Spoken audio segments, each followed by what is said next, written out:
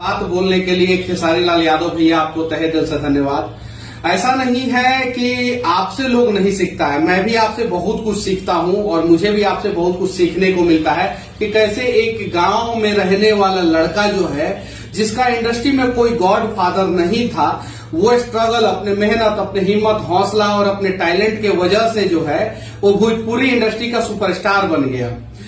कैसे जो है आप YouTube पे पूरी दुनिया में छा गए। तो आपसे भी हम लोगों को बहुत सीखने को मिलता है और आप ऐसे ही अच्छा काम करते रहें, ऐसे ही आगे बढ़ते रहें। बस आपसे एक विनती करना चाहता हूं कि आप जो है एक भोजपुरी इंडस्ट्री में ऐसा फिल्म बनाए जो नेशनल अवार्ड के लिए नॉमिनेट हो, ऐसा फिल्म बनाए, तब जाके जो है हमें और ज्यादा जो है भोजपुरी इंडस्ट्री पे गर्व होगा।